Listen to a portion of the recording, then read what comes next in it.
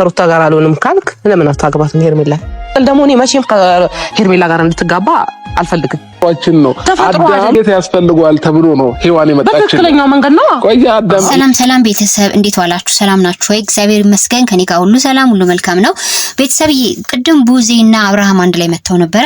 በነገራችን ላይ ብዙ መተው ከሚንጫጩ እዛ አካባቢ ካሉ ክሮዎች በተሻለ ሁኔታ ጥሩ አይዲያ ጥሩ ሐሳብ እንዲሁም ደግሞ ጥሩ መልእክት የምታስተላልፈው ቡዜ ነች፣ የአብርሃም እህት ማለት ነው። እና ዛሬ ላይ እንግዲህ ምን ሐሳብ ይዛ ነበር የመጣችው? ሩታን አልፈልግም ካልክ ሄርሜላን አግባት አለችው። አብርሃም በዚህ ጊዜ ምንድነው የሰጣት መልስ? በጣም የገረመኝ የተናገራቸው ነገሮች ጠቅላላ እኔ አብርሃም መች እንደሚበስል አይዶን ነው ቤተሰብዬ። እና ምንድነው የሰጣት መልስ? እኔ በአሁን ሰዓት ላይ የትዳር ፍላጎት የለኝም፣ ብቻዬን ፈታ ማለት ነው የምፈልገው።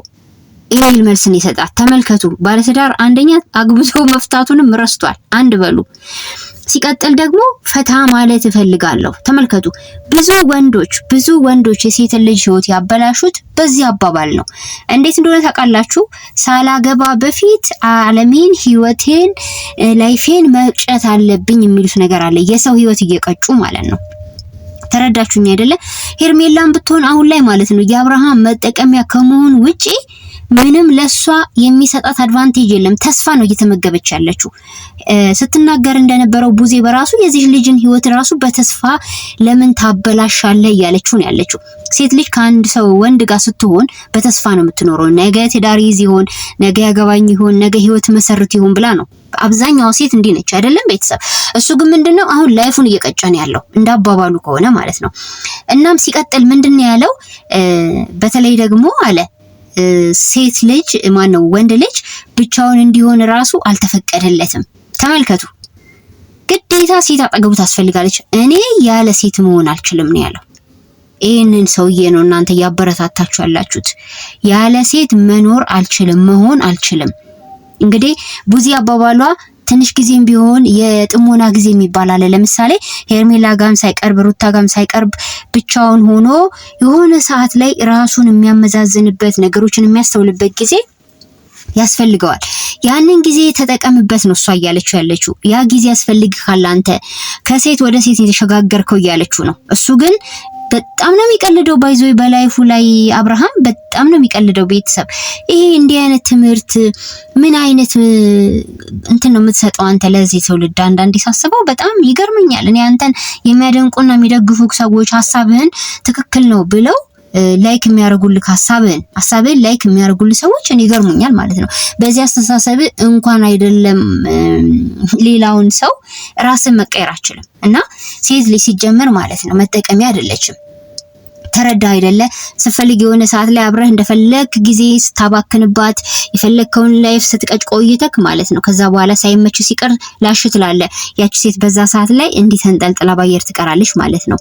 በራሱ ይሄ ትልቅ ወንጀል ነው። እና ቡዜ ቢገባክ ኖሮ ላንተ በጣም ትልቅ ትምህርት ነው የሰጠች። በጣም አብዛኛውን ጊዜ ከቡዜ ጋር ሲገናኝ ቤተሰብ በጣም ነው የሚጨናነቀው ታውቃላችሁ። ምክንያቱም እንቅጯ ነው። እንደሌሎቹ እንዲህ ማለባበስ የለም። እሷ ጋር ፊት ለፊት ነው ሁሉን ነገር የምትናገረውና ያ ነገር ደግሞ እሱን አይመቸውም። እንዳየሁት ከሆነ በማለባበስ ነገሮችን ቶሎ ካፏ ልቅም በማድረግ እንዳትናገር አፏን ነው የሚመታት ማለት ነው።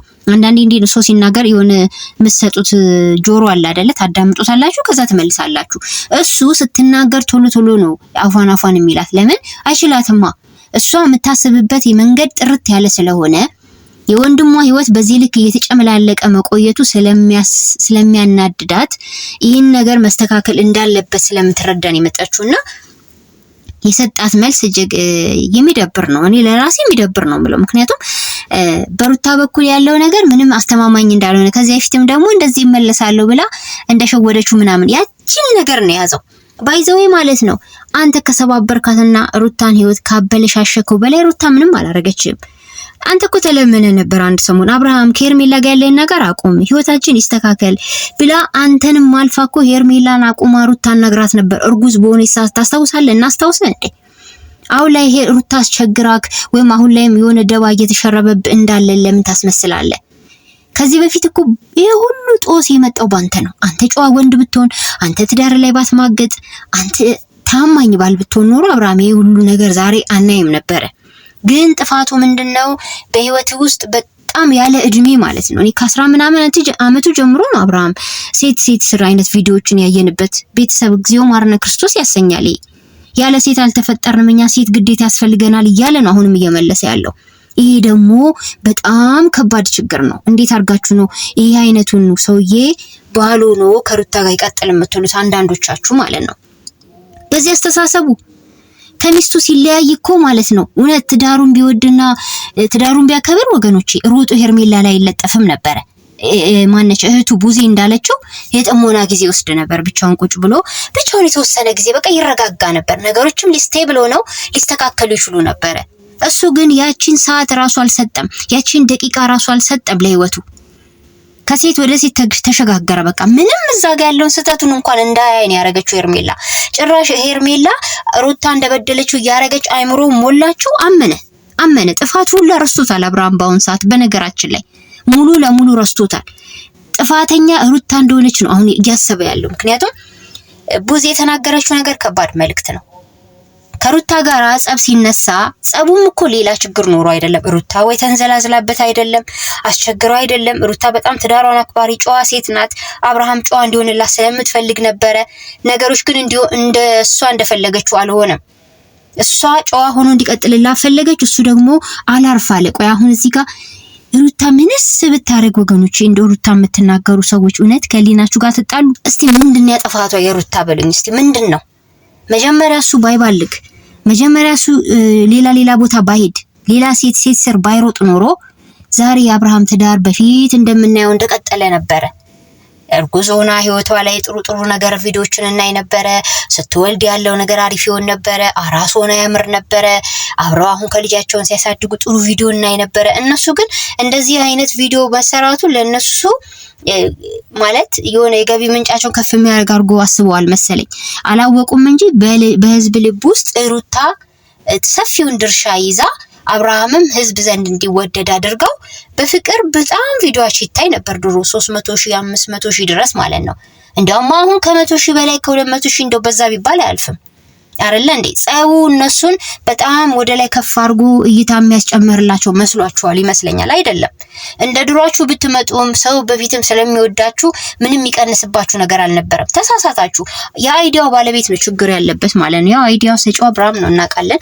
እናም ግን ማለት ነው አብርሃም እውነት አስተሳሰብ ልክ አይደለም። በእውነት እንዲህ የምታስብ ከሆነ ነገ ምን እንደሚፈጠር አላውቅም በህይወቴ ስለዛሬ አልጨነቅም አይነት ሰው ከሆንክ ይሄ ሰዋዊ ባህሪ አይደለም። ስለ ነገ ፈጣሪ ያውቃል የምትለው ሁላችንም እንለዋለን።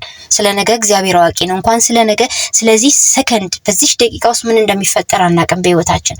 ግን ደግሞ አብርሃም ቀደም ስትናገር እንደነበረው ቪዲዮ ላይ በልጅነቴ ማነው ወንዝ ወስዳ ገላይን ታጥበኝ ነበረ ብለክ ነበረ እህትክም ቡዜ ማለት ነው። ይሄን ያክል እንደው አንዳንዴ እንደዚህ የምታስታውስ ከሆነ የድሮ ማንነትን አብርሃም አሁን ላይ ያለው ማንነትክ አንተ ሊለውጥክ አይገባም ነበረ። አብርሃም እኮ ድሮ ምንም ባልነበረው ሰዓት ኑሮ ኖርማል በነበረ ሰዓት በጣም አፍቃሪ ጆሮ የሚሰጥ ለሰው አዳማጭ ምስኪን ልጅ ነበረ። አሁን ግን የገቢ ምንጭ ካገኘ ወዲህ ያ ድሮ የረሳው ወንዝ ውስጥ ይታጠብ የነበረው ልጅ ራሱን ማንነቱን ረስቶ ዛሬ ላይ ግን ቀጠን ያሉ ወንዶች እንኳን ሲያይ ማለት ነው የሚተቹ ወንድ ሆኗል። ይሄ ታዲያ አንተን እውነት ወደ ከፍታ በጣም እየመራክ የሚሄድ ይመስላል? እኔ ፈራውልክ። በዚህ አስተሳሰብክ ራሱ የሆነ ሰዓት ላይ ትመታለህ አብርሃም። ሲሪየስ ይሄ በጣም ከባድ ነገር ነው የምነግርህ። አስተሳሰብክን በገንዘብ የተመታ አታድርገው። ልክ እንደ ሩታ የጸና ልብ ይኖርክ። ሩታ ቡታጅራም እያለች ጤነኛ ማንነት ነበራት፣ ገንዘብ ያልቀየራት፣ እስካሁንም ድረስ በማንነቷ የምትኮራ ጠንካራ፣ በአላማዋ ማትደራደር ሴት ናት። አብርሃም ነው የተቀየረው። ዘመን ሲቀየር፣ ገንዘብ ሲመጣ፣ ኑሮ ሲመጣ ይሄ ማንነትክ ቢያንስ ማለት ነው ከሴቶች ጋር አብሮ ጸንቶ የሚያቆይ ማንነት አይኖርም በዚህ ማንነትክ ውስጥ። አየክ በድህነት ዘመን ያገኛትን ሩታን ረስተክ አሁን ላይ ደግሞ ገንዘብ ስታገኝ በዛ ዘመን ምንም ባልነበረ ዘመን የነበረችውን ሩታን ትተህ ዛሬ ላይ ቱጃር ኪሷ ያበጠ ላንተ ወርቅ ከዱባይ የምታስመጣ ሁሌ እየወሰደች በየመዝናኛው የምታዝናና ሴት ስታገኝ ተቀለበስክ። ብዙዎች መተው ነበር ባንተ ህይወት ውስጥ። አብዛኞቹ የሄርሜላ አይነት ገንዘብ የሌላቸው ስለነበሩ ብዙዎቹን ትንሽ ጊዜ ሃይ ብለህ አስወግደካቸዋል። ሄርሜላ ላይ የተለጠፍክበት አንዱ ምክንያት አለ አብርሃም። አየህ ከገንዘብ ጋር ያለ ቁርኝት እጅግ ከባድ እንደሆነ ነው እዚህ ጋር የሚያሳየው። እኔ ግን እግዚአብሔርን በስማ እንደዚህ አይነት አስተሳሰብ ያለው ወንድ ለሩታ ባልሆኖ መምጣቱ በራሱ ትንሽ እውነት ያማል። እንደ ሰው ስታስቡት እንዴ ሁለቱ እኮ በጣም ሰማይና ምድር ነው አስተሳሰባቸው። በጣም ቡታጅራም እያለች አዲስ አበባ መታ ከገንዘብ በፊትም ከገንዘብ በኋላም ሩታ ምንነቷም አልተቀየረም። ይገርማችሁ ፊዚካል ሰውነቷ ምናምን ይቀየር እንጂ ሰብአዊ ማንነቷ አስተሳሰቧ ቁልጭ እንዳለ ነው። እንዲህ አይነት ሰዎች በጣም ነው ደስ የሚሉኝ። ቤተሰብ ገንዘብ አገኘውም ብለው የማይቀየሩ የትላንት ማንነታቸውን የማይረሱ ሰዎች ሁኔታና ምላችሁ ከዳይመንድ የበለጡ እንቁ ናቸው። እንቁ ማለት ነው። እና አብርሃም ብዙ ነገርን ያጣው ባይዘው አሁን ዛሬ ላይ እንዲመወጣጠር ምናምን የድሮ ታሪክ መርሳትን ብቻ አይደለም በጣም ብዙ ነገር ሉዝ አርጋል። በጣም ብዙ ነገር በህይወትክ አንተ ነገ ምን እንደሚፈጠር አታውቅም። ማግኘት እንዳለ ማጣት አለ፣ ማጣት እንዳለ ማግኘት አለ። የድሮ አብርሃም ነው የምፈልገው እህት ስትልህ እንኳን እንደ ድሮ ኮሳሳ ሁን እንደ ድሮ ድሃ ሁን እያለችህ አይደለም። የድሮ ጨዋው አብርሃም፣ የድሮ ትሁቱ አብርሃም፣ የድሮ ጆሮ ሰጪው አፍቃሪው ለፍቅር የሚገዛው አብርሃም ያ ማንነትን ነበረ እህት ስትፈልግ የነበረው። አንተ እኮ ቡታጀራ እያለክ በፍቅር የተነሳ ማለት ነው ገመድ ባንገት ያኔ ስትል አብርሃም ረጅም ጊዜ ከፍቅር ውጪ ሌላ ሰው አላይም ብለህ ተሸግረ ነበር እኮ። በጣም ብዙ ጊዜ ሰው እንዳይጠጋውላ ትፈልግ ነበር። ሩታ ነሽ መታ ልብህን ያረሰረሰችው ከዘመናት በኋላ ማለት ነው። በመሀላችሁም ገብታ አይደለም ከተለያያችሁ በኋላ ግን አሁን ላይ ግን ሩታ ጋራ የሆነ ነገር ሲፈጠር ሮጠ ሴት ጋር ነው የምትሄደው። ሮጠክ ሴት ጋር ነው። ታዲያ ይሄ እንዴት ያናኑራል? ተታረቁ ቢባል ራሱ እንዴት ነው የሚሆነው? ይሄ ውዝግብ ያለ ላይፋችሁ ውስጥ እኮ አብርሃም ይሄ ሁሉ ነገር ካልተስተካከለ አንተ ሩታ ጋር የሚስተካከል ነገር ብቻ አስጠብቃለህ እንዴ? ሩታ እኮ አንተ ብትቀየርና ጤናማ ብትሆን የሚገርመው ይሄን ሁሉ በደል በድላት ይቅርታ ለማድረግ የተዘጋጀች ሴት ነበረች። አሁንም ድረስ አንተ አጠገብክ ሌላ ሴት ስላለች እንዳታይ አርጋለች። ለዚህ ነው ቡዜ በዚህ ሰዓት ላይ ሌላ ሰው አጠገብክ አያስፈልግም፣ ከሴት ወደ ሴት መሄድክ እንዳታይ እንዳታስተውል አርጓል ያለችክ። እና ደግሞ ያለ ሴት አልተፈጠርንም እኛ ግዴታ ሴት ያስፈልገናል ያልከው በጣም ትክክል አይደለም። ይሄ ለወጣቱ የምታስተምርበት መንገድ ራሱ በጣም ነውር ነው። ወንዶች ሁሉ ጊዜም ቢሆን ሴት አሳዳጅ እንዲሆኑ የሚመክር ምክር ነው። ወንድ ልጅ ብቻውን እንዲሆን የተባለበት የመጽሐፉን ቅዱስ ቃል ካንተ በእንደዚህ አይነት መልኩ ትዳሩ ላይ ከማገጠ ወንድ ጋር እንዴት ታነጻጽሯል? እንዴት ኮምፔር ታደርገዋለህ? እንዲያደብርም አንተ የብቻ ይሄ ያለማዊ ህይወት ግን ለብቻ መምራት እንጂ ከመጽሐፍ ቅዱስ ጋር ታነካካ አብርሃም። በጣም ነውር ነው ዛሬ የተናገርከው ንግግር። ቅዱሱን ቃል ካንተ ርኩስ ቃል ጋር ታያይዘዋለህ እንዲጨራሽ አይ መግማማት አሉ ማማዝነሽ አንዳንዴ በጣም ኦቨራክት ታረጋለህ። ተጠንቀቅ አብርሽ አንዳንዴ የምታረገው ድርጊት ማለት ነው። እኔ በቀደም ሳልናገር ያለፍኩን ነገር ነበር። ጾም ሊገባ ስለሆነ ያው ዘና እያልኩ ነው። ዝዋይ ያው ታውቃላችሁ ጾም ሊገባ ሲል ሚል ቃል ተናግራል አብርሃም። ጾም መነገጃ አይደለም። እዚች ጋር ሳልናገር ነው ያለፍኩት። ባለፈው አልተመቸኝም ቪዲዮ ለመስራት።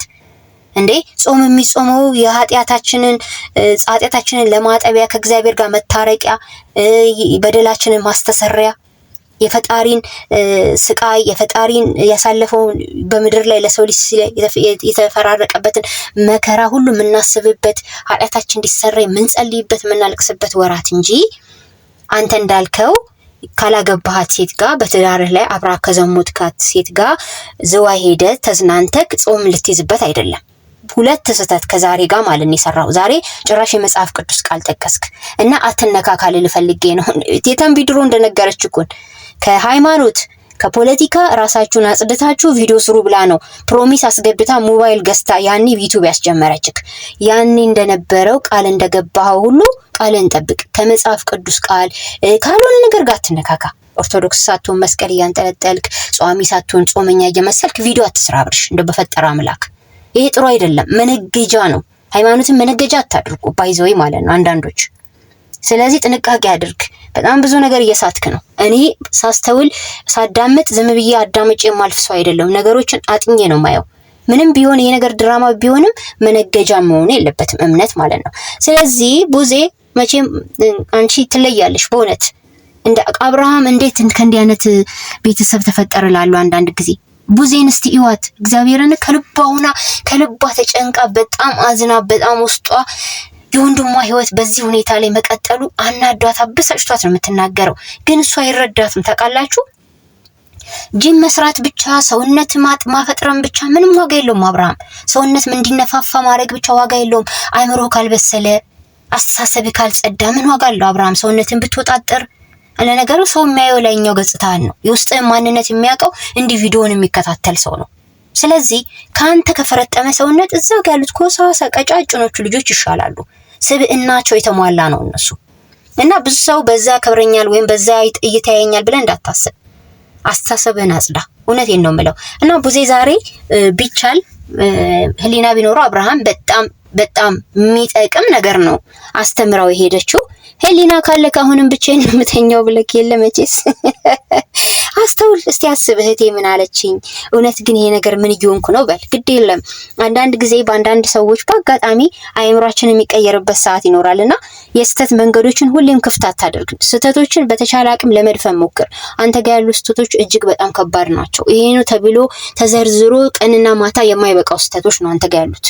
እና አሁን ራሱ ስቲል እስካሁን እንኳን አብርሃም ለትዳር ብቁ ሰው አይደለም። አግብቷል እኮ የሚገርማችሁ ፈቷል እኮ ፈታው እያለ ነው አይደለ? ግን ብቁ ሰው አይደለም ማለት አስተሳሰቡ በጣም ያስፈራል ለሴት ልጅ። እና ሩታ እንጃ ብቻ አላቅም ምን አይነት ነገር መጨረሻችሁ እንደሚሆን ባላቅም፣ ግን እኔ ቪዲዮ ትንሽ ልቤን ተች ስላረገኝ ሐሳቤ ሼር ላርግላችሁ ብዬ ነው የመጣሁት። ቤተሰብዬ እንደተለመደው ላይክ፣ ሼር፣ ሰብስክራይብ ማድረግ አትርሱ። የኔ እንቁ ቤተሰቦች በስደት ያላችሁ ምርጥ እህቶቼ እግዚአብሔር ይጠብቃችሁ። ወንድሞቼም እህቶቼም የልባችሁ መሻት ሞልቶ ፈጣሪ ለሀገር ምድራችሁ በሰላም ያብቃችሁ ልባዊ ምኞቴ ነው። ይሄንን የጾም ወራት በሰላም እግዚአብሔር ብርታቱን ሰጥቷችሁ በሰላም የምታልፉበት ያርግላችሁ። ቸር ቆዩልኝ። ወዳችኋለሁ። ባይ ባይ።